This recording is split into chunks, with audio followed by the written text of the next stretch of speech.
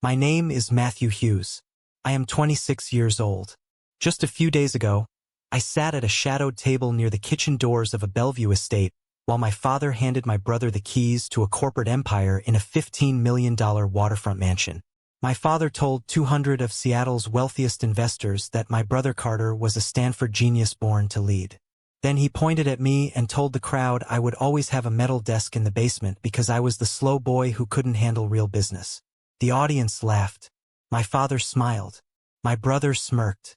None of them knew I was sitting there with a cashier's check for $55 million in my pocket.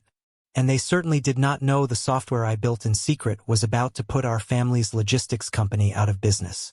Let me take you back to that June afternoon. The air off Lake Washington carried the scent of catered salmon and expensive cologne.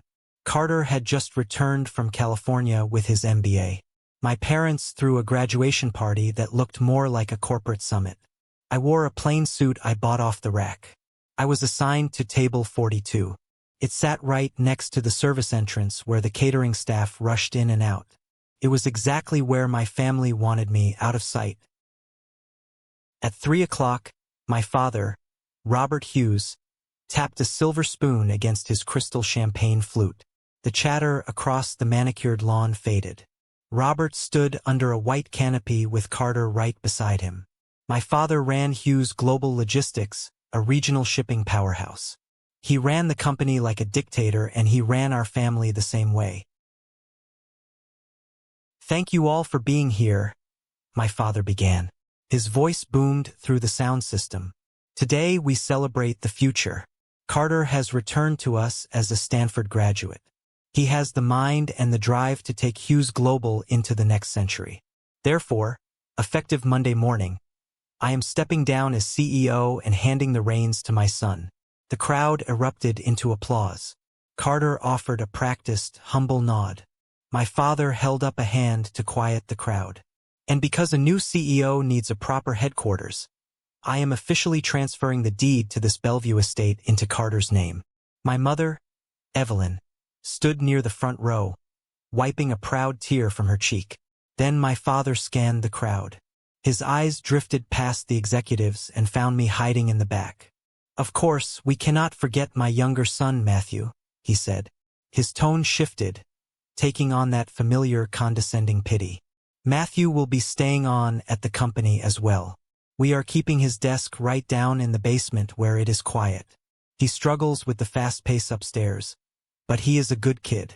We take care of our own, even the slow ones." 200 people turned in their seats to look at me. A low murmur of laughter rippled through the lawn. The heat rushed to my cheeks. Carter caught my eye from the stage and gave me a mocking little salute. I looked down at my hands. That was when the stranger appeared. He did not come from the main house. He was a tall man with silver hair, wearing a bespoke gray suit that cost more than my yearly salary. He bypassed the VIP section, ignored the stage, and walked straight to table 42. He reached inside his jacket and pulled out a heavy cream-colored envelope sealed with red wax. He slid it across the white linen tablecloth until it touched my water glass. He leaned down, looked me dead in the eyes, and lowered his voice. "Now is the time to show them who you really are." He stood back up and disappeared into the crowd before I could even ask his name. I sat frozen. The heavy envelope rested on the table. Up on the stage, my brother was laughing. He had no idea what was waiting for him. The applause from the lawn was still ringing in my ears as I pushed my chair back from table 42. I grabbed the heavy cream envelope and walked away from the white canopy. No one turned to watch me leave. The guests were too busy raising their crystal flutes to the new CEO of Hughes Global Logistics. I slipped through the glass doors of the main house, seeking refuge. The Bellevue estate was a sprawling monument to my father's success. Vaulted ceilings and imported hardwood floors stretched out before me. This was the house my brother Carter had just inherited for simply existing. I found the guest bathroom down the hall and locked the heavy oak door behind me. The sudden silence in the room was deafening. The bathroom alone was larger than my entire apartment in the city. I leaned against the cold stone counter. My hands were shaking so severely I could barely grip the envelope. The red wax seal felt warm against my thumb. I dug my fingernail under the wax and broke the seal. My breath caught in my throat as I pulled the thick documents out. The first page was a finalized acquisition term sheet printed on heavy watermarked paper. At the top center, stamped in bold black ink, was the corporate crest for Apex Tech. Apex was not just a software company. They were the reigning engineering juggernaut in Seattle, famous for devouring regional logistics businesses. I flipped to the second page. Pinned to the top left corner was a certified cashier's check. My eyes traced the printed numbers scanning across the paper. A 5, another 5, 6 zeros, $55 million payable directly to Matthew Hughes. It was the official buyout payment for an advanced analytics algorithm I had coded entirely alone in my cramped studio apartment over the past 3 years. I had created a predictive routing software capable of cutting commercial shipping delays by an unprecedented 40%. I traced the raised lettering on the check with my index finger. The crisp paper felt unreal against my skin. It represented more liquid capital than my father had generated in his last decade as the head of his company. Before the gravity of that number could fully settle into my bones, a loud pounding rattled the bathroom door. The brass handle twisted sharply from the outside. I jumped back from the counter, clutching the papers to my chest. "Matthew, open the door right now." It was Carter. His voice carried that familiar impatient bite. It was the exact tone he reserved for the valet staff and me. "I know you are hiding in there. Stop pouting." I quickly folded the term sheet and shoved the documents back into the heavy envelope. "Listen to me," he barked through the solid wood door. A caterer just dropped a heavy silver tray of champagne glasses near the front foyer. The staff is too busy plating the salmon to deal with it. Dad wants the lobby spotless before the investors walk through. Go find a mop in the utility closet and clean up the mess right now. Do not embarrass us today. Do something useful for once. He pounded his fist against the door one final time before his heavy footsteps faded down the hardwood hallway. I took a deep breath. I reached deeper into the envelope and pulled out the secondary document the silver-haired lawyer had delivered. It was a strategic acquisition memo stamped strictly confidential. I read the executive summary, and the shock hit me in waves. Apex Tech had not just purchased my software to improve their internal operations. They were launching a hostile expansion into the regional commercial freight sector. They planned to deploy my routing software to drastically undercut the shipping rates of all legacy competitors. I flipped to the second page. There was a short bulleted list of the primary regional targets slated for hostile disruption. At the very top of the Apex kill list, printed in bold black ink, was Hughes Global Logistics. Carter had just inherited a company that was already marked for death. I looked at my reflection under the harsh vanity lights of the guest bathroom. I did not look like a corporate mastermind. I looked exactly like the person my father had just described to 200 wealthy investors. The slow boy, the basement clerk, the family disappointment. That label was not a recent invention. It had been stitched into my identity since childhood. Growing up in the Hughes household meant you were measured by one single metric: academic perfection. Carter thrived under that pressure. He possessed the kind of mind that could scan a textbook once and recite every paragraph flawlessly. When he was 12 years old, my parents began hiring Ivy League tutors. They groomed him for the boardroom from the moment he could hold a pen. I was wired differently. Words printed on a page refused to stick in my memory. Whenever a teacher delivered a lecture, the sentences would blur together in my mind, turning into a wall of white noise. By the time I was 8 years old, my parents had dragged me to pediatric psychiatrists across King County. They sat in pristine waiting rooms while doctors subjected me to hours of cognitive testing. They wanted a medical diagnosis to excuse my academic failure. The doctors handed them thick manila folders filled with terms like severe attention deficit and auditory processing disorder. My parents took those files home and locked them in a steel safe. Instead of seeking specialists or finding ways to help me learn, my mother and father simply gave up. My mother, Evelyn, found a way to use my struggles as a potent social currency. She would sit at lavish country club dinners, wearing her authentic saltwater pearls, drinking expensive wine, and sighing tragically. She told her wealthy friends how exhausting it was to raise a child who simply could not grasp basic concepts. She played the role of the patient, suffering martyr to perfection. It earned her endless sympathy and admiration. She loved my defects because they elevated her social status. They started calling me the dumb one. By the time I reached high school, they stopped asking to see my report cards altogether. Meanwhile, Carter could do no wrong. During his undergraduate years, he crashed his expensive imported sports car into a retaining wall after a frat party.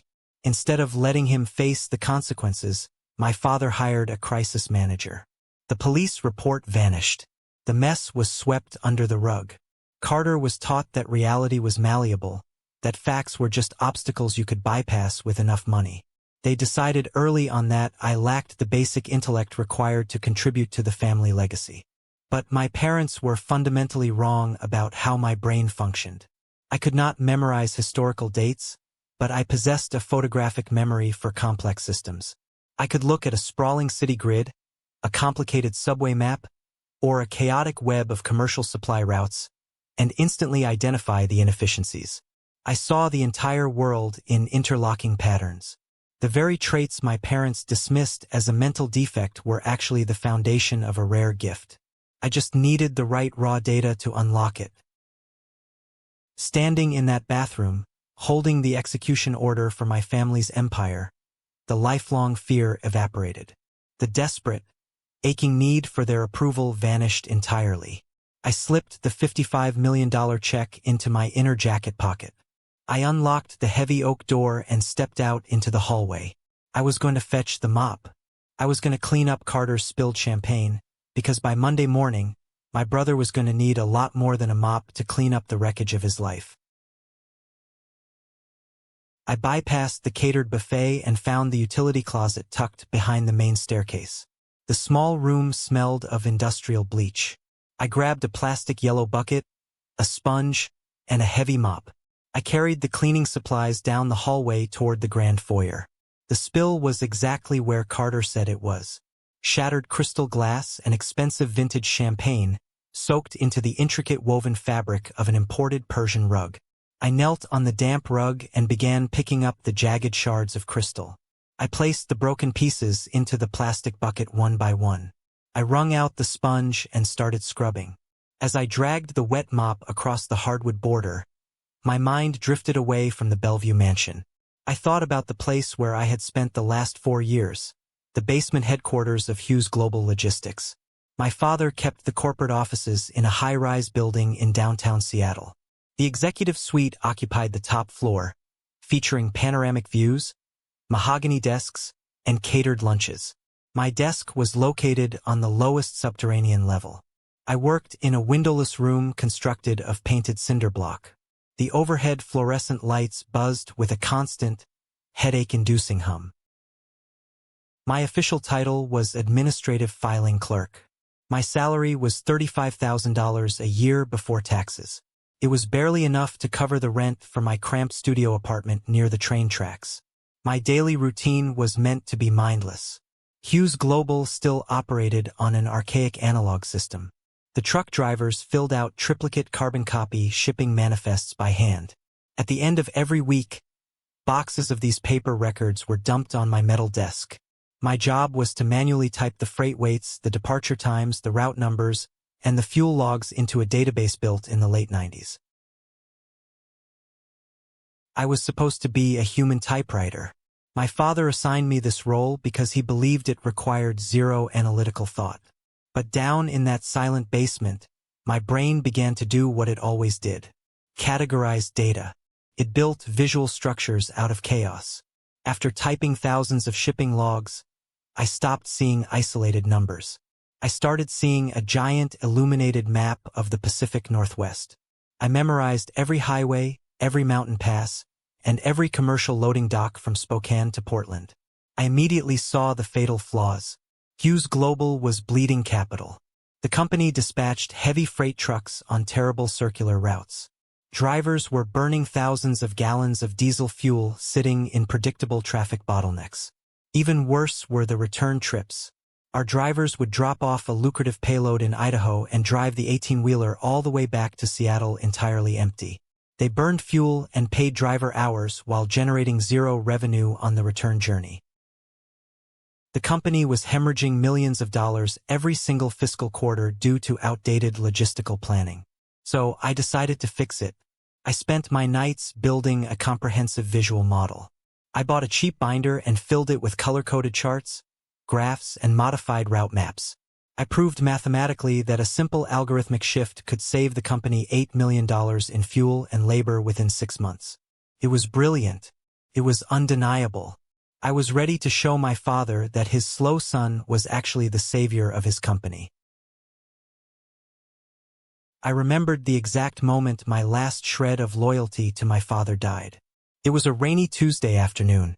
I took my cheap plastic binder upstairs to the executive floor. I stood outside Robert's corner office until his secretary allowed me inside.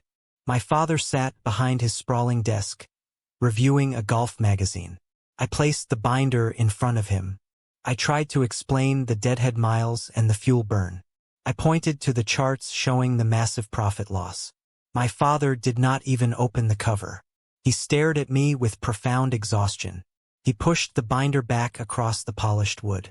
"Matthew," he sighed heavily, "you type invoices. You do not design corporate strategy. Logistics requires a level of complex critical thinking that you simply do not possess. Stop playing with markers and leave the thinking to the Stanford men. Go back downstairs and finish filing the July receipts." He dismissed me with a wave of his hand. He chose to lose millions of dollars rather than admit his defective son had a functioning brain. That rejection was the catalyst. When I walked back down to the basement, I threw the binder in the trash. I realized that if my father refused to implement my routing solution, I would just build the software myself. For the next 3 years, my cramped studio apartment became my sanctuary. Every single weekday at 5 in the evening, I would clock out of the windowless basement. I would walk 6 blocks in the Seattle rain, catch a crowded city bus, and unlock the deadbolt on my apartment right next to the elevated train tracks. Every 20 minutes, the cheap floorboards would shake as the freight cars rolled past. I did not care about the noise. I only cared about the work waiting for me on a plastic folding table. From 6 in the evening until 2 in the morning, I wrote lines of complex code. I funneled every ounce of my spatial awareness into the software. I taught the program to learn the most efficient way to move a heavy freight truck from one side of the country to the other without wasting a single drop of diesel. I named the architecture project Meridian. I knew the severe risks. If Robert Hughes discovered what I was doing, he would deploy his corporate lawyers to argue that I developed the technology using company resources. He would take it from me just to hand it to Carter. To protect myself, I gathered my meager savings and hired a faceless online legal service. I established a blind limited liability structure registered in Delaware. My name appeared on a single public document.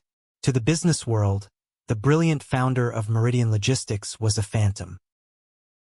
I squeezed the dirty mop water into the yellow bucket. The foyer floor was finally spotless. I carried the cleaning supplies back to the utility closet, washed my hands in the sink, and stepped back out into the fading afternoon sunlight of the garden. The party was reaching its peak. I retreated to the shadow of a tall manicured hedge. I looked at my family, laughing and drinking, entirely oblivious to the fact that the phantom they would soon be desperately hunting was the very same man holding the mop. A sharp squeal of microphone feedback dragged my attention back to the wooden stage. Robert Hughes was standing under the canopy again, holding a fresh glass of bourbon. His face was flushed a deep shade of red from the liquor, but his bravado remained intact. He draped a heavy arm over Carter's shoulder and gestured to the crowd. "Listen to me, everyone," my father boomed over the speakers. The wealthy investors stopped their conversations and turned toward the stage. "You read the industry reports. You know what is at stake in this current market. There is a very lucrative retail contract floating in the wind right now. And I know the rumors are swirling that Hughes Global is falling behind the times. The manicured lawn grew quiet. A few of the older board members exchanged nervous glances. The tension in the air was palpable. I knew exactly what my father was talking about. For months, I had processed the internal accounting ledgers. The company was bleeding cash at an unsustainable rate. High-interest corporate loans were nearing their maturity dates. Robert was running a desperate shell game to keep the banks from foreclosing on his fleet of trucks. He had placed all his remaining chips on one final gamble. A national retail conglomerate expanding across the Pacific Northwest was looking to award an exclusive 10-year distribution contract. Securing that contract would inject enough upfront capital to save Hughes Global from bankruptcy. But the retail giant had strict demands. They refused to partner with any shipping vendor that relied on analog systems. They required automated rerouting and real-time delivery metrics. They demanded the precise algorithmic perfection that my father had explicitly ordered me to throw in the trash. My father smiled, displaying a row of bright white veneers. "Let me put those rumors to rest right here and now," he continued, his voice echoing off the walls of the estate. "We are not just going to win that contract. We are going to lock it down for the next decade." On Monday morning, Carter takes the helm, and I am proud to announce that his very first act as Chief Executive Officer will be unveiling a strategic technology acquisition. The investors leaned forward, hanging on his every word. "We have our sights set on a new software platform," my father declared. "A brilliant logistics startup that is going to modernize our entire fleet overnight. We are going to buy this technology outright, and we are going to use it to secure the retail deal. Carter is going to lead the charge into the future." Carter puffed out his chest. He offered the crowd a solemn, determined nod, playing the role of the tech-savvy young visionary. The investors broke into relieved applause. They raised their glasses to the new CEO, cheering for a victory that did not exist. I stood frozen by the tall hedge. My father was lying to his financial backers. Carter did not have a software company lined up to purchase. He was bluffing to keep the investors from panicking and pulling their capital. He was promising them an immediate technological miracle to keep the illusion of power alive. They were building a house of cards, and the wind was about to pick up. The applause rippling across the Bellevue estate was meant to be the final seal on Carter's coronation. Waiters in crisp white shirts circulated with trays of fresh hors d'oeuvres. My father stood on the stage, soaking in the adulation. The wealthy men and women in the front row bought the lie without hesitation. Then, a sharp, mechanical ringing sliced through the smooth notes of the jazz band. It was a jarring sound. My father kept a secondary cell phone in his jacket pocket, a dedicated line strictly reserved for Marcus, his chief operating officer. Marcus was a grizzled logistics veteran who ran the actual day-to-day shipping floor. Marcus never called the private line during a weekend celebration unless a disaster was unfolding in real time. Robert reached into his tailored suit jacket and checked the caller ID. I watched his confident smile falter. He turned his back to the crowd, stepped down from the stage, and moved toward the shadow of a large oak tree to take the call in private. I drifted closer to the edge of the VIP section, keeping myself hidden behind a tall floral arrangement. I kept my eyes fixed on my father. I could not hear the words coming through the receiver, but I watched the physical collapse of the man who had controlled my entire life. Robert stopped pacing. His shoulders slumped forward. The hand holding his bourbon glass began to tremble so fiercely that amber liquid sloshed over the rim and stained his expensive leather shoes. The color drained from his face, leaving his skin the shade of wet ash. He ended the call and slipped the phone back into his pocket. He did not move for several long seconds. Carter noticed the shift in the air. He handed his drink to a friend and marched over to the oak tree, demanding to know what was wrong. The voices carrying across the lawn were no longer hushed. They were strained and frantic. The retail giant called. My father told Carter, his voice cracking.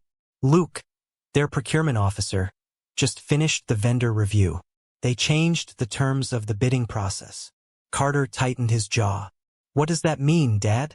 We offered them the lowest freight rate in the region. It is not about the freight rate anymore, Robert snapped, the panic in his eyes hardening into desperate anger. Marcus said the retailer is upgrading their entire national supply chain. They will not sign a contract with any regional carrier using analog tracking. They gave Marcus a hard deadline. If Hughes Global cannot prove full integration with a specific artificial intelligence platform by Tuesday morning, they are pulling our bid. They are walking away from the table. Losing that bid meant corporate death. The banks would freeze the credit lines by Friday. What platform? Carter asked, a sudden tremor of fear in his voice. What exactly are they demanding we use? My father ran a shaking hand through his thinning hair. Meridian Logistics. He spat the name out as if it were poison. The retailer claims Meridian is the new gold standard. They told Marcus that any shipping company not running on Meridian architecture will be obsolete in 6 months. Does anyone here even know what the hell Meridian Logistics is? The board members standing nearby shook their heads, trading clueless glances. A phantom software company had just materialized out of thin air and placed a gun to the head of their regional empire. Carter stepped forward. He recognized the imminent threat to his brand-new throne. The investors were watching him closely. They needed the Stanford genius to provide a solution before their stock portfolios crashed. Carter squared his shoulders and plastered on a mask of supreme confidence. It was the same arrogant expression he used when he belittled me in the grand foyer.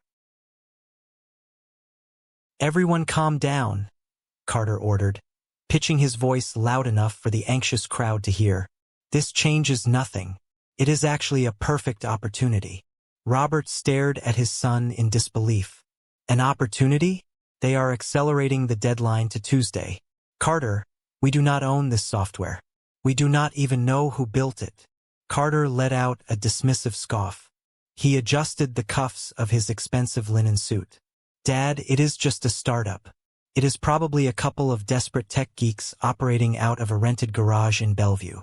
They build these little algorithms hoping a major player like us will toss them a bone. This is exactly what I was talking about on stage. This is the acquisition we need. The board members leaned in, desperate for any trace of hope. I will handle this, Carter declared, meeting the eyes of the key financial backers. I take over as Chief Executive Officer on Monday morning at 8. My first order of business will be locating the founder of Meridian. We will sit them down in our boardroom, and we will buy them out. We have the emergency reserve capital. We will throw $5 million on the table and swallow their entire operation before the Tuesday deadline. By Wednesday, the retail contract will be signed, and Hughes Global will own the new industry standard. The older executives let out a collective sigh of relief. They clapped Carter on the back, praising his aggressive business instincts. They believed him. They trusted the pedigree of his degree. I stood quietly near the dessert table. The air felt incredibly still. I watched my brother puff out his chest and accept the premature praise. He relied on a predictable, outdated playbook. He assumed every problem could be solved by throwing a fraction of his inherited wealth at it. He categorized the founder of Meridian as a nameless, desperate geek who would eagerly bow down to the almighty Hughes family for a meager payday. Carter was making a binding public vow to execute a hostile takeover of a software company that no longer existed on the open market. He was promising to buy a technology asset that I had just sold to a global corporate titan for $55 million. He planned to use the depleted Hughes Global Emergency Fund to bully a phantom. He had no concept of the predator waiting for him in the shadows. Apex Tech did not entertain buyouts from dying regional shipping companies. Apex Tech devoured them, and my brother was about to march into a war room holding a plastic knife. I pressed my hand against the inner pocket of my jacket, feeling the hard outline of the heavy envelope. Monday morning was going to be a revelation. My brother was going to demand a meeting with the supreme architect of his downfall, and I was going to make sure he got exactly what he asked for. The weekend vanished into a blur of restless anticipation. When my alarm clock blared at 5:30 on Monday morning, I did not hit snooze. I dressed in my standard office attire, a modest gray slacks and a plain white button-down shirt. I took the crowded city bus downtown and swiped my security badge at the employee entrance of the Hughes Global Corporate Tower right at 7:45. The building felt different today. Usually, Monday mornings were a slow, groggy crawl. Today, the atmosphere was electric with panic. I bypassed the main lobby elevators and took the freight stairs down to the basement. I sat at my metal desk and turned on my outdated computer. Above me, through the ceiling tiles, I could hear the heavy thud of footsteps. The executive suites on the top floor were in a state of uncontrolled chaos. I did not need to be in the room to know exactly what was happening. My father and Carter were running a desperate triage operation. The retail giant's accelerated Tuesday deadline was acting like a vice grip on the company's oxygen supply. Robert had likely spent his entire Sunday trying to trace the digital footprint of Meridian Logistics. He would have failed. My blind corporate structure was impenetrable. At exactly 8:15, the intercom unit on my desk buzzed with an angry mechanical hum. I pressed the worn plastic button. "Matthew," Carter's voice crackled through the speaker. He did not say good morning. "Get up here right now.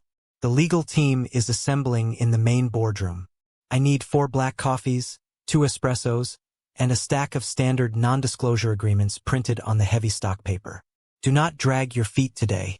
I am executing a hostile takeover, and I cannot have you slowing down my momentum." I released the button. I did not bother replying. I took my time formatting the non-disclosure agreements.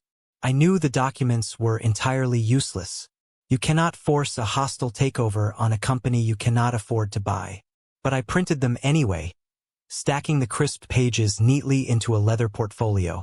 I walked over to the break room and prepared the coffee tray, carefully balancing the porcelain cups. I rode the elevator up to the executive floor. The doors slid open to reveal a scene of corporate desperation. Paralegals were sprinting down the carpeted hallways carrying stacks of financial records. Robert was standing outside his office, yelling at his chief financial officer about liquidating short-term assets to free up cash. Carter was pacing the floor of the reception area. He wore a sharp navy suit tailored to Project Maximum Authority. He looked like a man preparing for a fight he was absolutely certain he would win. He was practicing his intimidation tactics, flexing his jaw and checking his reflection in the glass doors. I stood near the receptionist's desk holding the heavy coffee tray. Carter glanced in my direction and sneered. "Put the tray in the boardroom, Matthew," he commanded, "and stay out of the way. When the founder of Meridian arrives, I want you invisible. I am about to tear the startup apart and buy the scraps for pennies. I do not need my slow brother distracting the target." I kept my expression perfectly blank. I nodded once, gripped the tray tighter, and walked toward the heavy frosted glass doors of the boardroom. The storm was finally breaking. Before I could walk away from the reception area, the private elevator chimed. The heavy steel doors parted with a soft hiss. The receptionist sat up straight. She adjusted her headset and looked at the visitor. A man stepped onto the executive floor. He carried a sleek carbon fiber briefcase. His silver hair caught the recessed lighting. His bespoke gray suit was immaculate, projecting a quiet, lethal confidence that instantly sucked the air out of the room. It was Mr. David, the stranger from the garden party. He did not look at me. He walked directly to the reception desk. "Good morning," he said. His voice was a calm, resonant baritone. "I am here representing Meridian Logistics. I understand the executive team is expecting a meeting regarding an acquisition." Carter stopped pacing. His eyes widened slightly, taking in the formidable appearance of the man standing in his lobby. This was not the desperate tech geek Carter had envisioned. This man did not look like someone who operated out of a garage. But Carter recovered quickly. His arrogance overrode his instincts. He squared his shoulders, puffing out his chest to reassert his dominance. He marched across the lobby and extended his hand. "I am Carter Hughes," he declared, projecting his voice so the paralegals could hear. "I am the chief executive officer here. You must be the outside counsel for Meridian. Let me be clear right out of the gate. We are operating on an accelerated timeline today. Hughes Global is prepared to make a very generous cash offer to acquire your client's entire algorithm. That paper in my office contains a formal, binding cash offer for $5 million. That is my final number. So, let us skip the posturing and get the deal signed." Mr. David looked at Carter's outstretched hand for a long moment before finally accepting the handshake. It was a brief, clinical gesture. He did not flinch. He did not raise his voice. He simply adjusted his grip on his briefcase. "Mr. Hughes, there seems to be a fundamental misunderstanding regarding the nature of my visit today," Mr. David replied smoothly. "I am not here to negotiate a buyout. Meridian Logistics is no longer available for purchase." Carter let out a sharp, dismissive laugh. He crossed his arms over his chest. "Do not play hardball with me, lawyer. Every startup has a price. My family has deep pockets. Your family does not have the capital required for this conversation," Mr. David stated. His tone was suddenly devoid of any polite pretense. It was cold, hard fact. "I am the lead corporate counsel for Apex Tech. Over the weekend, my firm facilitated the full acquisition of Meridian Logistics. The transaction is complete. The funds have been cleared and transferred. Your offer of $5 million is not just insulting. It is a mathematical impossibility. Apex Tech purchased the routing algorithm for $55 million. The words struck the room like a physical shockwave. The color drained from Carter's face so fast he looked physically ill. The arrogant smirk vanished entirely. He took a staggering step backward. My father, having heard the commotion, stepped out of his office. Robert grabbed the edge of the reception desk to steady himself. The reality of the situation crushed the breath out of him. The 10-year retail contract, the lifeline of the entire Hughes legacy, was evaporating right in front of his eyes. They could not afford to buy a software division from Apex. They could barely afford their own diesel fuel. "However," Mr. David interjected, cutting through the suffocating silence, "Apex Tech is aware of your pressing deadline with the retail conglomerate. We are not entirely unreasonable. We are willing to discuss a licensing agreement." Carter exhaled a ragged breath. The color slowly returned to his cheeks. A licensing deal was not ideal, but it meant survival. It meant he could still play the hero on his first day as CEO. "Fine," Carter snapped, trying to reclaim his shattered authority. "We will license it. Draw up the paperwork. Name your percentage and let us get this over with in the boardroom." Mr. David shook his head slowly. "The terms of the licensing agreement are highly unorthodox, Mr. Hughes. Apex Tech requires a very specific signature before we authorize the integration. We need the original creator and supreme architect of the Meridian software to personally sign off on a partnership with Hughes Global." Carter threw his hands up in frustration. His temper flared, masking his desperation. "This is ridiculous. Apex bought the company. You own the rights. Why do we need the original creator to sign off?" "It was a contingency written into the buyout contract," Mr. David explained smoothly. "The architect retains veto power over all legacy logistics partnerships. Your company has a reputation in this city. Your father is known for ruthless, outdated management tactics. The creator wants to ensure their code is not deployed by a company that mismanages its resources." Carter ground his teeth together. He slapped his hand against the receptionist's desk. "I do not have time for these Silicon Valley games," Carter shouted. "If this anonymous creator holds the keys to my company, then you better bring them into this building right now. I demand to speak directly to the CEO of Meridian." Mr. David did not react to the outburst. He maintained perfect stillness. A thin, knowing smile touched the corners of his mouth.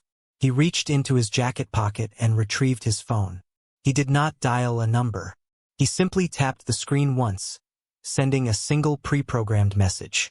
"That will not be a problem, Mr. Hughes," Mr. David said quietly. "The Chief Executive Officer of Meridian Logistics has been in the room this entire time." Carter froze. His extended finger slowly dropped. Robert turned his head, scanning the empty chairs around the reception area. There was no one else in the room. Just Carter, Robert, Mr. David, the receptionist, and the Slow brother standing quietly in the corner holding the morning beverages. I felt my phone buzz in the pocket of my gray slacks. I did not say a word. I gripped the heavy silver coffee tray and pushed open the heavy glass doors to the executive boardroom. Carter and my father stormed in right behind me. Mr. David followed them at a measured, calm pace. Neither my father nor my brother paid any attention to me. I was simply part of the office furniture. I walked over to the mahogany credenza near the window and carefully set the tray down. I did not leave the room. The air in the boardroom was heavy. Carter immediately marched to the head of the table, expecting someone to walk through the doors. He was hunting for a ghost. He had no idea the ghost was already inside the room, preparing to lock the doors. 5 seconds is an eternity inside a corporate boardroom. I counted each passing second by the rhythmic ticking of the antique grandfather clock standing in the corner of the executive suite. Carter stood at the head of the dark walnut table, his eyes darting toward the frosted glass doors, waiting for a brilliant tech founder to arrive. My father stood beside him, breathing heavily, the impending doom of the retail deadline hanging over him like a dark cloud. I stepped away from the credenza. I picked up one of the black coffees Carter had ordered me to fetch. The ceramic cup rattled slightly against the saucer. I walked past the silver-haired lawyer. I walked past my father, who did not even register my movement. I walked directly to the opposite end of the long mahogany table. I pulled out the heavy leather executive chair, the chair strictly reserved for the chairman of the board. I sat down. I placed my coffee on the polished wood. I folded my hands and looked directly at my brother. Carter finally stopped staring at the door and looked at me. His mouth hung open. His brain was failing to process the visual information in front of him. He had spent his entire life categorizing me as a defective piece of the family machinery. Accepting me as a Silicon Valley architect required a structural cognitive collapse. So his mind protected itself with denial. He let out a sharp bark of laughter. It was a forced, patronizing sound that echoed off the acoustic wood paneling. He rubbed the bridge of his nose and looked at me with familiar condescension. "Matthew, what are you doing?" Carter sighed, his voice carrying an exasperated edge. "This is a closed-door executive negotiation. You cannot just sit at the chairman's seat because you brought the coffee. Put the cup back and go down to the basement. We are dealing with a critical vendor issue, and we do not have time for your confusion today." I did not move. I did not break eye contact. I reached out and took a slow, deliberate sip from my ceramic cup. The dark roast was bitter, but the moment tasted like victory. "Did you hear me, Matthew?" Carter demanded. The volume of his voice rose sharply. His posture shifted from a patronizing sibling to a cold corporate commander. I said, "Get out of this room right now. You are embarrassing yourself, and you are embarrassing the company in front of outside counsel. Get out before I have security escort you to the freight elevator." I set my cup down on the saucer. The porcelain clicked sharply against the wood. I reached for the cheap faux-leather portfolio I had carried up from the basement. It was the same worn folder I used to hold the paper shipping manifests every single week. I unsnapped the metal clasp. "Hello, Carter," I said softly, my voice echoing cleanly across the quiet room. "I believe we have a licensing deal to discuss." The silence that followed was absolute. Carter sat frozen.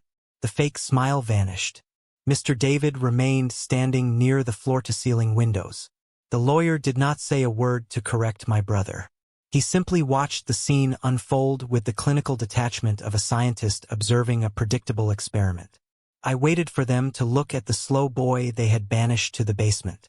I waited for them to realize they were looking at their executioner. I reached inside my portfolio and pulled out a stack of crisp, thick documents. The first paper was the official United States Patent and Trademark Office registration. I slid it across the long table. The document glided over the polished wood and came to a stop directly in front of my father. Robert looked down. He squinted at the formal government seal and the dense block text. His eyes scanned the summary paragraph describing an artificial intelligence routing algorithm designed for commercial freight logistics. Then his gaze dropped to the line designating the registered inventor. The color drained from his cheeks, leaving his skin a pale, sickly gray. The name printed on the federal patent was Matthew Hughes. I pulled out the second document. It was the certificate of incorporation for a Delaware limited liability company named Meridian Logistics. I slid it down the table. It came to rest right next to the patent. The registered owner and sole managing member was Matthew Hughes. I pulled out the final document. It was the finalized buyout confirmation from Apex Tech. It detailed the transfer of all software assets in exchange for $55 million. It bore the signatures of the Apex Board of Directors and the signature of the Meridian founder, Matthew Hughes. I watched the exact moment my father realized his reality was a fabrication. The air left his lungs in a ragged gasp.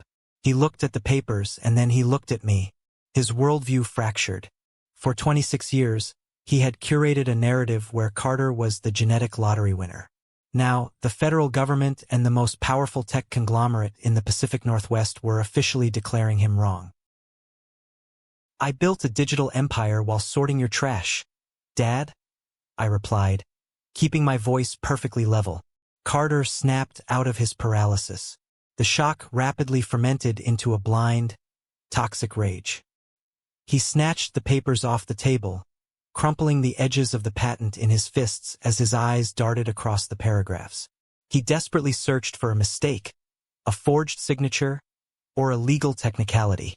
"This is a joke," Carter sneered, his voice cracking with frantic panic. "He did not build this. He is a filing clerk. He probably met some desperate developer online and let him use his name to set up a shell company. This is a fraud scheme." Mr. David stepped forward from the shadows. The lawyer adjusted his suit jacket, his expression hardening into stone. "I can assure you, Mr. Hughes, there is no fraud," Mr. David stated coldly.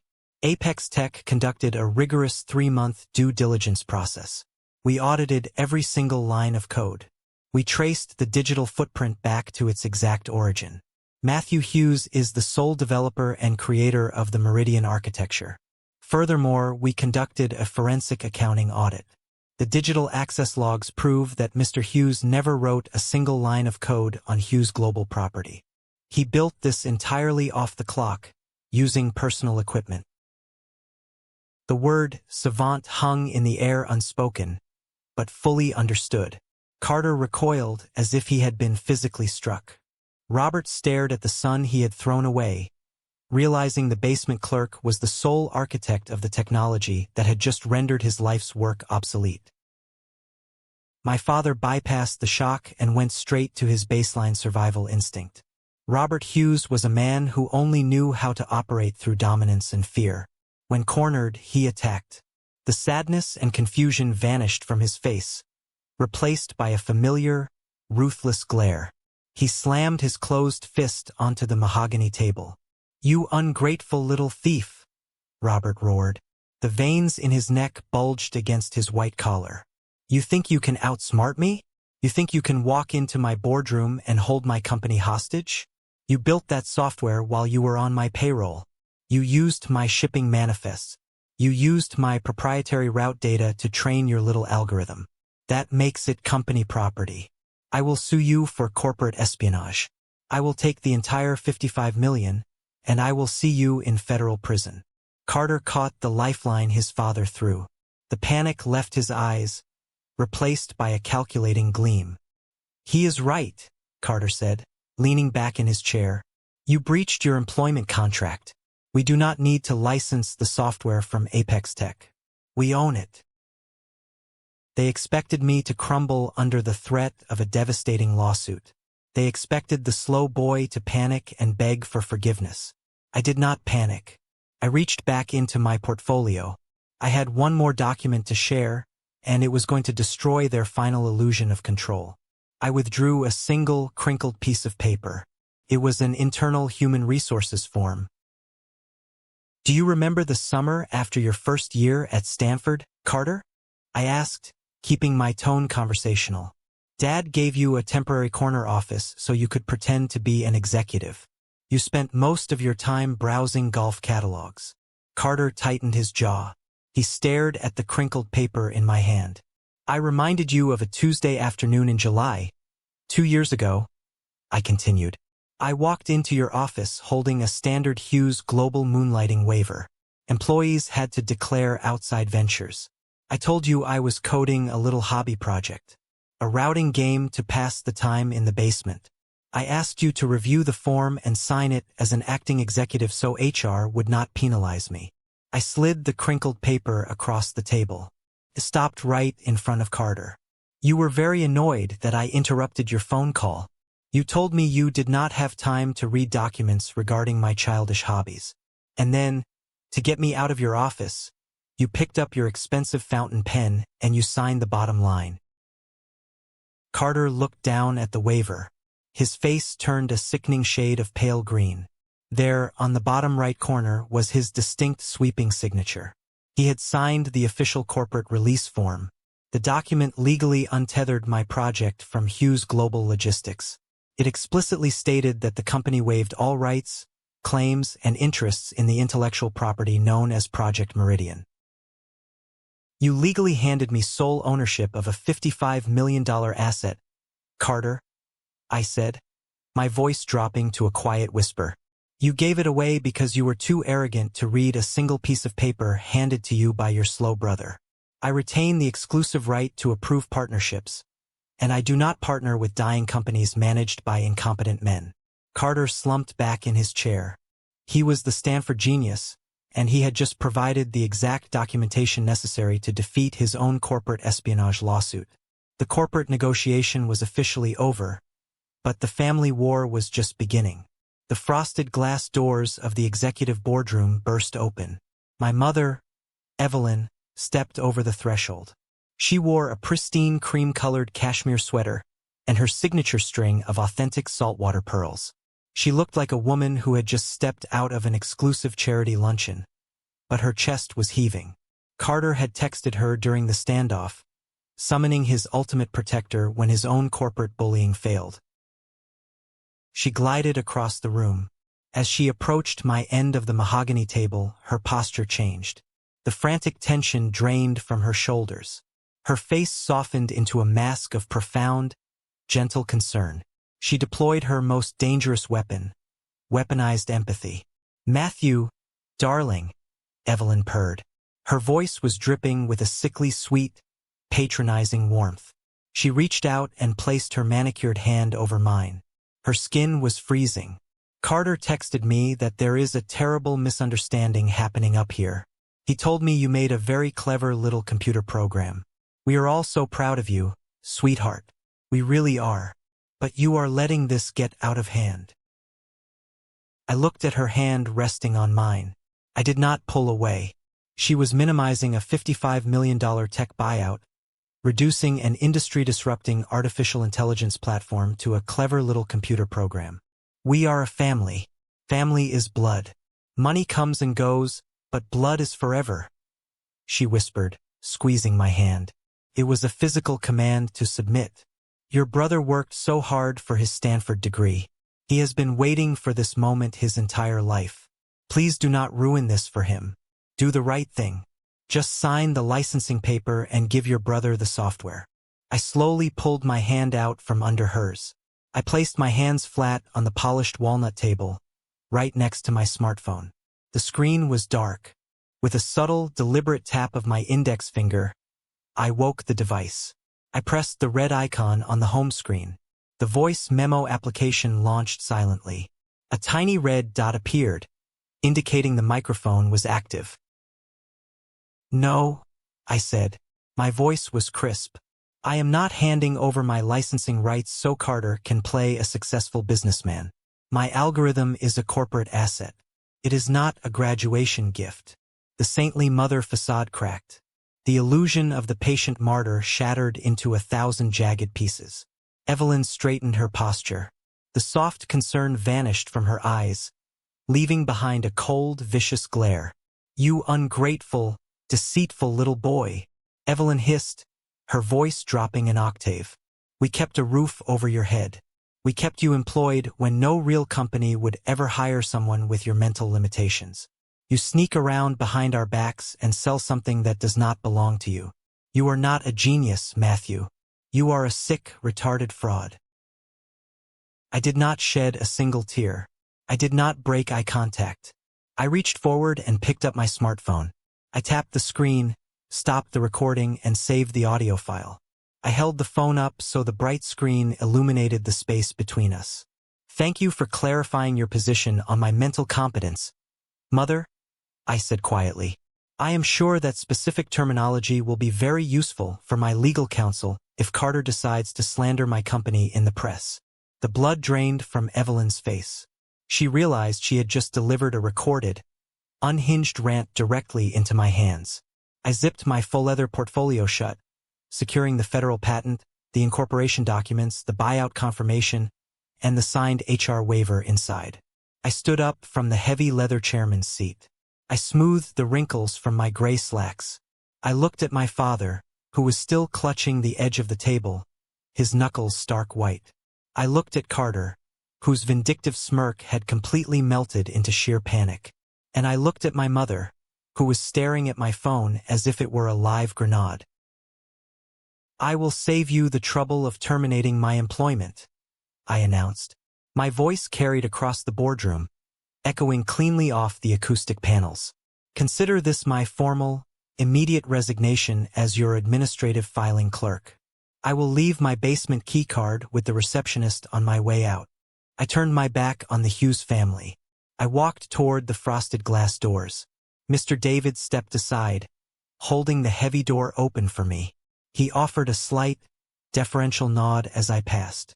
I walked out of the executive suite, leaving the three of them standing in the suffocating silence of their own ruined empire. Walking out of that corporate tower on Monday felt like exhaling a breath I had been holding for 26 years. I left my plastic basement keycard on the receptionist's desk and walked out into the Seattle rain. I did not look back. By Wednesday morning, my environment had shifted entirely. I was sitting in a temporary executive suite at the Apex Tech headquarters. The contrast was staggering. Instead of painted cinder blocks and buzzing fluorescent lights, I had floor-to-ceiling glass overlooking the Puget Sound. I was acting as a paid consultant, helping their senior engineering team map out the Meridian software integration. At exactly 9 o'clock, the press embargo officially lifted. Apex Tech announced the acquisition. The Seattle Business Chronicle published their digital front page. The headline read, "Mysterious Savant Revitalizes Supply Chains." The investigative journalist detailed how a lone developer operating under a blind corporate structure had engineered the most efficient artificial intelligence routing algorithm in the Pacific Northwest. The article praised the elegance of the code and the sheer audacity of the business execution. The journalist ended the piece by revealing the identity of the phantom architect. My name was in bold print. The commercial logistics sector in Seattle is a very tight, insular community. Everyone knew Robert Hughes. Everyone knew about his Stanford-educated son. And the wealthy investors who attended the Sunday garden party certainly knew the slow boy who was banished to table 42 near the catering entrance. It did not take long for the financial backers to connect the dots. The phones at the Hughes Global Corporate Tower must have started ringing nonstop by 9:15. The investors realized the narrative my father pitched on the wooden stage was a desperate fiction. Carter did not orchestrate a brilliant technology buyout. The administrative clerk they mocked in front of 200 people had built the software, sold it for a fortune, and left the legacy shipping firm holding an empty bag. Hughes Global was not going to secure the retail megacontract. Panic spread through the regional banking channels like a wildfire. Shareholders began threatening to pull their capital before the Friday deadline. The house of cards was collapsing. To understand what Carter did next, you have to understand how he was conditioned to survive failure. Faced with a mass exodus of panicked shareholders, Carter went rogue. He bypassed his own internal corporate communications team. He picked up his cell phone and contacted Jonathan, a senior editor at the Pacific Northwest Financial Review. He offered an exclusive emergency interview, promising to clarify the sudden Apex Tech acquisition. By noon, the resulting article hit the digital newsstands. I sat in my pristine white office and read the words on my high-resolution monitor. The sheer audacity of his lies made my stomach turn.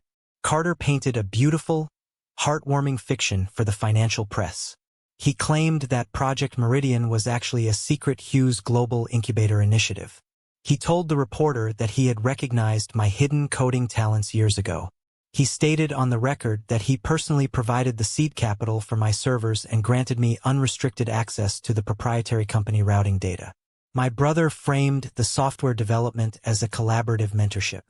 He cast himself as the visionary leader guiding his struggling brother toward greatness. He lied to the public to prevent a shareholder riot, stealing the credit for my grueling 3-year sacrifice to save his inherited throne. A soft knock on the glass door broke my concentration. Mr. David stepped into the office, holding a silver tablet. "I see you have read the afternoon press cycle," he said smoothly. "Apex Tech's legal department has reviewed the published claims. Carter Hughes has made false statements that constitute actionable defamation. We can handle this quietly if you prefer. I can issue a discreet letter to the publisher and force a quiet retraction buried on the back pages." I thought about the offer. A quiet retraction was the safe path. But it was also the exact same dynamic I had endured my entire life. They relied on my silence. If I sent a quiet letter to the publisher, Carter would just spin that, too. Playing defense was no longer an option. "No quiet retractions," I said, my voice steady. "I want to actively dismantle his fabricated reality in the most public way possible. I want you to draft a cease and desist order, but I do not want it sent to the publisher. I want Carter served directly." I laid out my terms. The ultimatum was not a quiet request for a printed retraction. It was a demand for public surrender. Carter was given exactly 24 hours to organize a press conference. He was ordered to stand in front of the Seattle business media and confess that he fabricated the entire mentorship narrative. He had to state on the record that he provided zero funding and zero guidance for Project Meridian. If Carter refused to clear my name in public, the threat of a massive defamation lawsuit would drop on his head. Mr. David smiled faintly. "I will have the documents drafted and served by 5 o'clock this evening. Your brother is about to learn that lying to a reporter is a very different game than lying to a judge." Carter was backed into a corner so tight he had to do something reckless. I was forcing him to bring his lies into a legal arena where public relations spin could not save him. Carter panicked. He knew he could not survive a public confession. Admitting to deliberate market manipulation would trigger a shareholder lawsuit that would bankrupt them even faster than losing the retail contract. They could not comply with the Apex demand, and they could not afford to fight a defamation battle in court. So my father pivoted. He abandoned the corporate battlefield entirely. He shifted his focus to a much darker and deeply personal strategy. Robert gathered my childhood medical files and hired Arthur Vance, a predatory family law attorney known for vicious tactics. They combed through the decades-old pediatric psychiatric evaluations, looking for specific clinical phrases they could weaponize. They found an archaic legal loophole in the state civil code. They drafted an emergency injunction for a temporary conservatorship. My father filed a petition in civil court claiming I lacked the mental competence to manage my own affairs. He used my childhood learning struggles to argue that I was a vulnerable, disabled adult. The legal filing painted a grotesque picture. Robert claimed I was prone to manipulation and that Apex Tech had taken advantage of my cognitive deficits to steal my routing software. He told the judge that a person with my documented limitations could not possibly comprehend the scope of a $55 million corporate buyout. The goal of the injunction was brutal and clear. Robert asked the court to freeze my bank accounts, halt the software acquisition, and declare me legally incompetent. He petitioned the judge to appoint him as my official financial guardian. If the judge agreed, my father would gain total legal control over my assets, my software, and my life. He would strip away my human autonomy and use my money to save his failing business. It was Thursday evening. I was standing in my new downtown high-rise apartment when the concierge sent a process server up to my floor. I accepted the heavy stack of legal papers. I read the allegations printed on the crisp white paper. I saw the photocopies of my childhood psychiatric evaluations attached as exhibits. The emotional hit was sharp and sickening. It is one thing for your family to fire you or yell at you in a boardroom. It is an entirely different level of betrayal for your own parents to legally attempt to strip away your basic independence. They wanted to lock me in a legal cage so they could pick my pockets. A decade ago, reading those documents would have broken my spirit. I would have collapsed and believed their narrative. But I was no longer the frightened boy hiding in their basement. I did not shed a single tear. I picked up the injunction papers and walked over to my laptop. My father wanted to drag me into a courtroom and debate mental capacity. He wanted to prove that he was the responsible business patriarch and I was just a confused child. He made a fatal strategic error. He forgot who processed his paperwork for the last 4 years. I had archived the internal accounting ledgers. I filed the quarterly profit margins. I connected to a hidden encrypted folder containing thousands of digital copies of Hughes' global internal records. I pulled up the records of the high-interest corporate loans. I opened the ledgers detailing the massive capital Carter wasted on failed marketing campaigns. I spent the entire night bathed in the blue light of my monitor, organizing 3 years of raw, unedited financial failure into a clear, undeniable presentation. If my family wanted to discuss financial incompetence, I was ready to give the judge a masterclass. The courtroom in downtown Seattle smelled of floor wax and polished leather. Judge Harrison sat behind a high mahogany bench, overlooking the proceedings with a stern, detached gaze. Robert and Carter sat at the plaintiff table, projecting an aura of concerned patriarchs. Arthur Vance, the ruthless family attorney, began his opening statement by weaponizing my childhood. He paced in front of the judge, painting a portrait of a deeply troubled dependent who lived in a fantasy world. He displayed my pediatric psychiatric evaluations on the projector. Vance told the judge I needed immediate financial guardianship because I lacked the basic cognitive function to understand the contracts I was signing. When it was my turn to testify, I walked to the witness box. I did not carry a single piece of paper. Vance approached the podium, smiling a thin, predatory smile. He wanted to frustrate me until I broke down in tears. "Mr. Hughes," Vance began, his tone dripping with practiced condescension. "Your father claims you possess a rudimentary understanding of the logistics industry at best. Can you even define the basic operating margins required to sustain a regional freight fleet without referring to a textbook?" I looked at the attorney. I saw the raw data illuminated in my mind. In the third quarter of last year, Hughes Global operated at a negative 14% margin. I answered calmly. The fuel deficit alone reached $2 million due to an archaic routing system. On October 12th, your client secured a short-term, high-yield bridging loan for $4 million at an interest rate of 11% to cover the driver payroll. On November 4th, my brother Carter spent $350,000 on print advertising. The return on that investment was exactly 0 new contracts. The capital was entirely incinerated.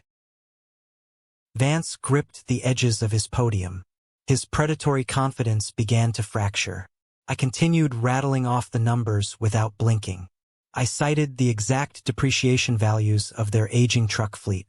I named the bank account routing numbers and the outstanding invoice totals.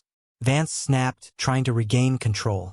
Memorizing stolen company ledgers does not prove you have the business acumen to manage a $55 million asset. You have no real-world executive experience. You do not know how to generate revenue. You are dependent on your family for your very survival. "I am not dependent on my family," I said, my voice dropping to a quiet, razor-sharp register. "For the last 6 months, My family has been entirely dependent on me. I turned my attention directly to the judge. Your Honor, my legal counsel has submitted a secondary evidence binder. I ask that you turn to Exhibit 4. Judge Harrison opened the thick binder. My auditor, Chloe, had prepared a verified transactional ledger from Meridian Logistics.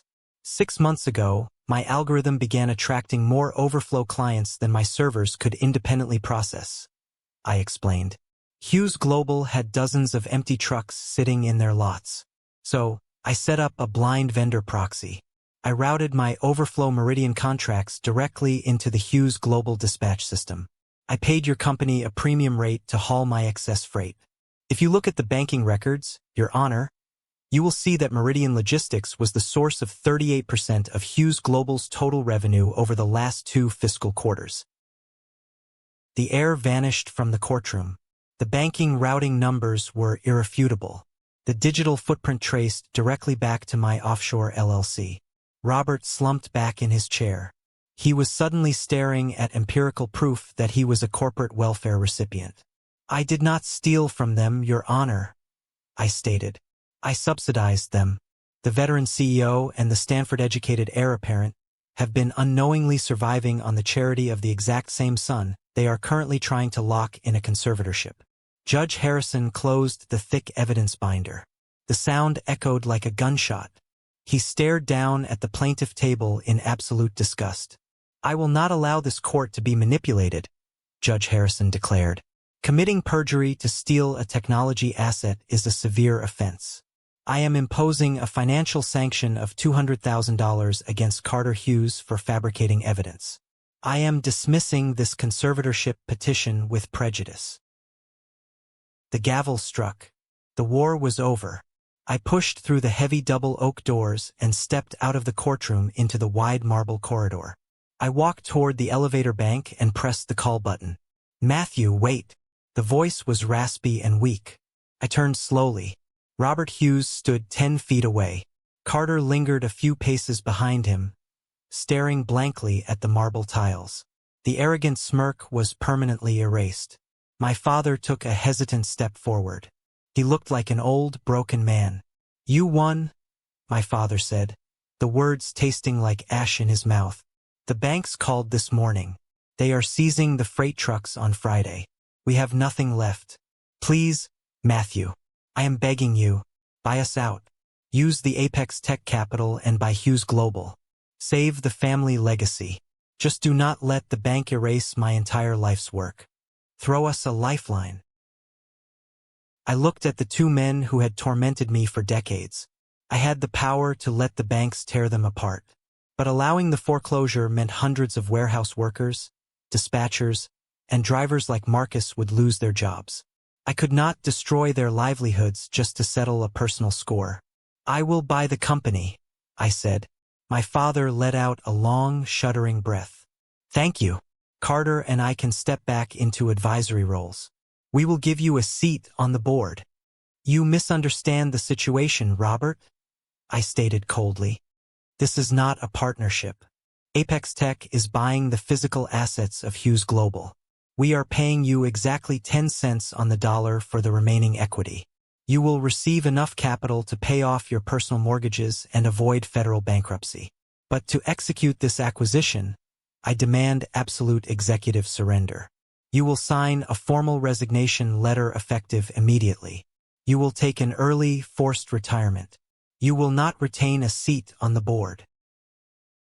Robert nodded slowly, accepting the terms of his banishment. I turned my attention to Carter. You are being stripped of your title as Chief Executive Officer, I informed him. You have 0 job prospects anywhere in the Pacific Northwest. No reputable firm will hire a man with a federal perjury sanction. So, I am offering you exactly 1 position. I pulled a standard employee contract from my portfolio and handed it to him. You are offering me a job as a logistics coordinator? Carter whispered, reading the paper. Yes, I replied.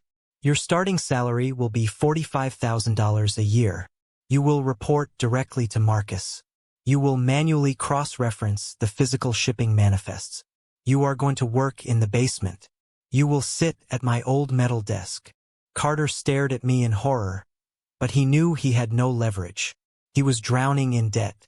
His pride screamed at him to reject the offer, but he needed the meager salary just to survive.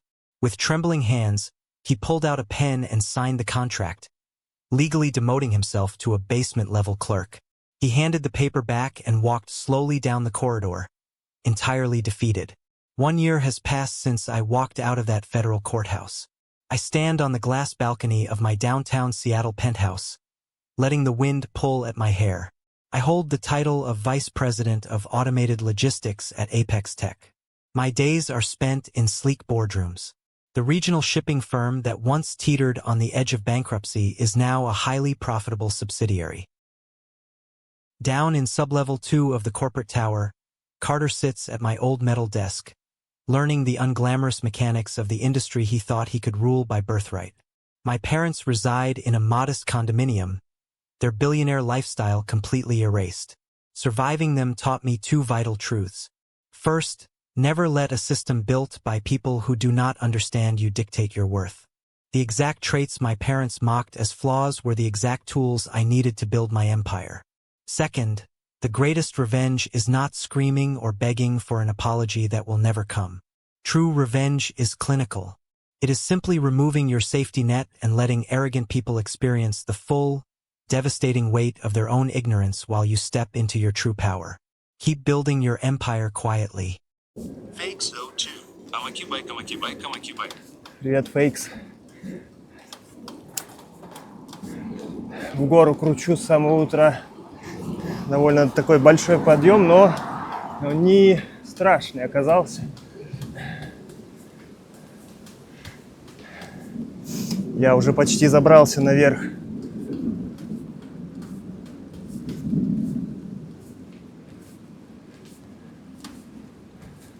Как самочувствие за эти дни? Как самочувствие? Да хорошо.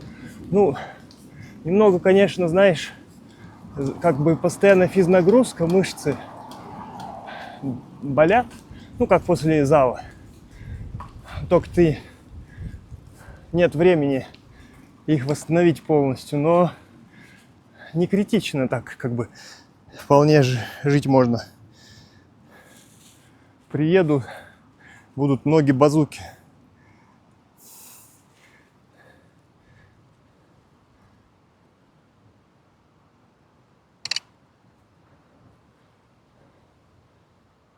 Старайся высыпаться, это главное.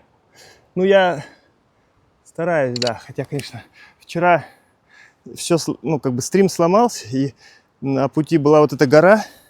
Может быть, это еще не гора, а пригорок, я не знаю. Пока что.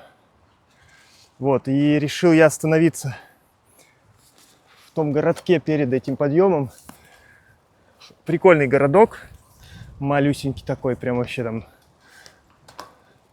3 шага поперек. Но при этом это, видимо, туристическая какая-то зона. Там очень много отелей. Легко найти. Что было хорошо. Я прям там сел за 5 минуток. Нашел буквально в 100 метрах от себя отель. Ну, не в 100, может, в 300. Очень рядышком. И еще смог заселиться, почилить в городке. И там была... Ты в Японии наверняка видел такое, как называется, короче, баня для ног. Прямо на улице такое, под крышей помещение. Привет, нетворкер. И там можно сидеть и в горячей, ну такой, в теплой воде мочить ноги. Очень кайфово, прям такой, знаешь, хороший отдых для уставших ног. Причем это было уже, ну, почти там полночь, ближе к полуночи. Нет, часов 10. Еще там все было. А сегодня я проходил, и в том месте воды нет. Слили, стоит этот рюкзак такой, знаешь, чтобы мыть. И, видимо, собрались все это вымывать после грязного гайдзина. Ну, наверное, скорее всего, они делают это каждый день, каждое утро.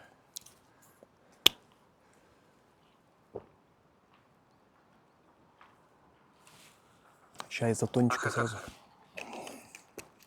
Ну, это очень приятно. Даже если на улице немножко прохладно, там еще дождь капал по крыше. Вообще такой мега чил. И даже если чуть-чуть прохладно, можно сидеть, и из ног к тебе тепло все равно в туловище приходит, ну, по сосудам. И ты прям там кайфуешь.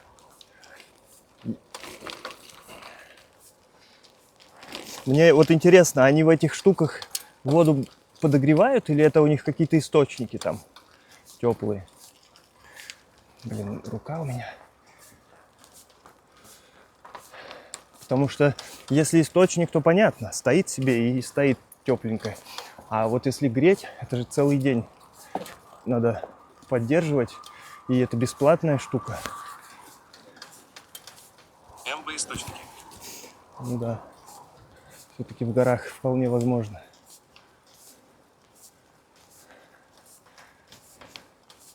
Ну, городишко зачетный. Прям такой между гор. Еще отель взял, он такой тоже, ну, ничего особенного, но с балкончиком и с видом прямо на горы. Вампайка. Я бы себя тоже так утешила, что мы каждое утро тому когда-то.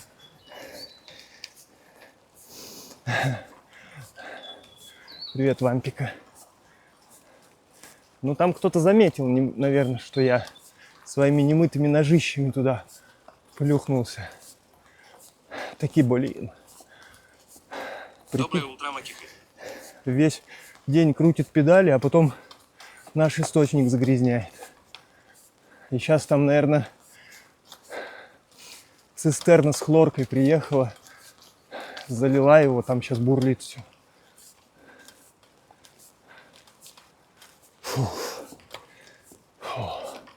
Приятный подъем. Меня удивляет, что у меня теперь правое колено норм, а левое болит. Ну так, слегка. Привет, Серж. Биби. Я вас на громкую пока поставил. На громкую, когда говорите, вы гораздо легче, чем в наушнике. Нет ощущения, что у тебя шиза и это твои голоса. Фу.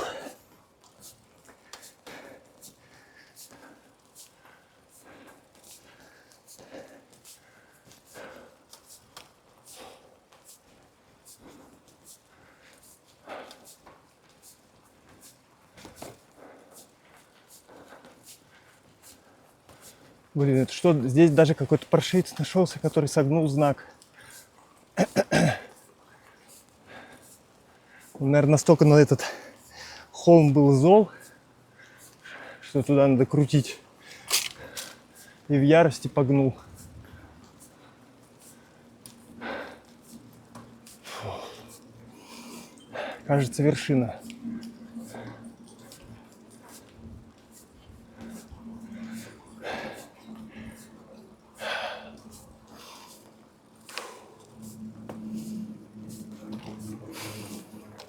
Отель West Canaan.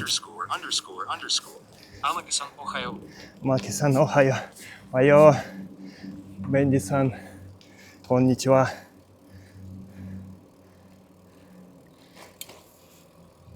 Да, нам сюда, не налево.